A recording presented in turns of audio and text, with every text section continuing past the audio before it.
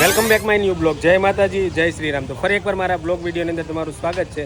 આજે બ્લોગની શરૂઆત છે ને ભાઈ આપણે માળિયા હાટીનાથી. ને આજે છે ને મારા મામાનો દીકરો છે ને આર્મીમાંથી ટ્રેનિંગ પાસ કરીને પાદરે વતન આવે છે. તો બધા છે ને એની રાહ જોવે છે. તો આ બાજુ નાની નાની ઢીંગલીઓ દ્વારા જો સ્વાગતની તૈયારી થઈ ગઈ છે. જય શ્રી કૃષ્ણ, જય શ્રી કૃષ્ણ. હજુ ડીજે પણ આવી ગયું છે સ્વાગત કરવા માટે.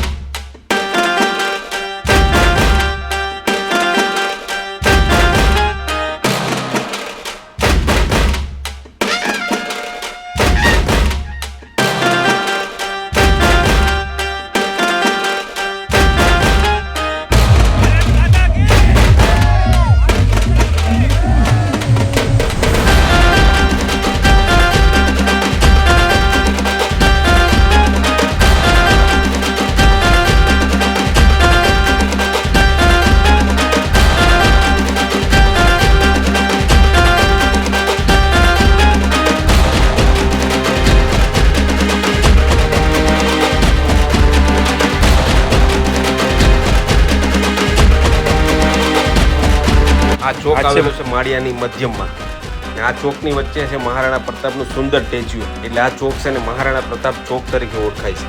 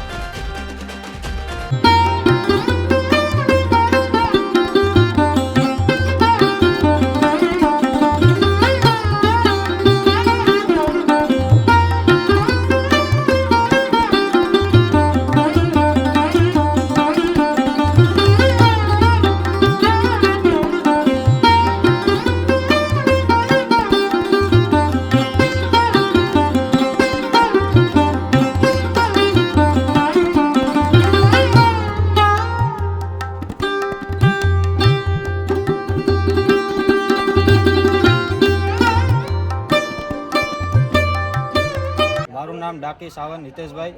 હું માળિયા હાટીનાનો રહેવાસી છું. ઇન્ડિયન આર્મીમાં સિલેક્ટ થયા બદલ ભોપાલ ખાતે 6 મહિનાની ટ્રેનિંગ પૂર્ણ કરી ઘરે પરત આવતા બધા સમાજના વડીલોએ સ્વજનોએ મારું સન્માન કરેલ છે, તો તે બદલ ખૂબ ખૂબ આભાર બધાનો. જય હિન્દ, જય ભારત. અને મારા મમ્મી પપ્પાએ રામાપીર બાપાની પ્રસાદીનું આયોજન રાખેલ છે. ભાઈ ટ્રેનિંગ પૂરી કરીને આવ્યો છે ને 6 મહિનાની મિલિટરીની, તો એની જે માનતા હતી રામાપીર બાપાની પ્રસાદી કરવાની, તો અત્યારે પ્રસાદી કરવા માટે દર્શન કરવા માટે જવાનું છે ને ધજા ચડાવવા જવાનું.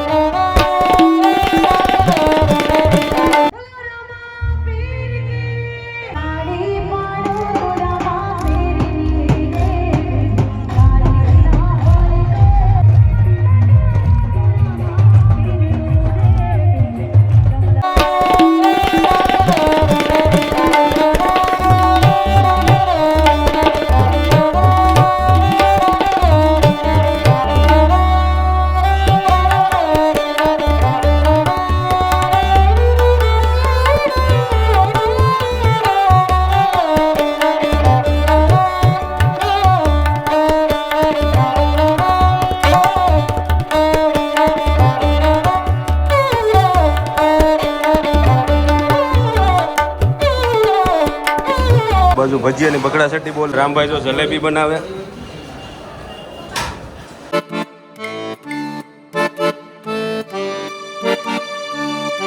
ભૂખ એવી લાગી હતી ને કે અડધું ખવાઈ ગયું ને, યાદ આવ્યું કે વિડીયોની આપણે ક્લિપ લેવાની છે, તો થાળી ખાલી થઈ ગઈ. ભાઈને ધીમ 11 છે. હવે વિડીયો છે ને લાંબો બહુ ખેંચાઈ ગયો છે, એટલે વિડીયોનો એન્ડ કરવાનો છે. વિડીયો સારો લાગ્યો તો તમારા મિત્રોને શેર કરી દેજો, એક મસ્ત લાઇક કરી દેજો, ને ચેનલમાં ન હોય તો સબસ્ક્રાઈબ કરી નાખજો. જય ભારત માતા કી કોમેન્ટ લખી નાખજો, ને મળશું પાછા એક આવા બ્લોગમાં. ત્યાં સુધી આવજો. રામ રામ ભાઈ.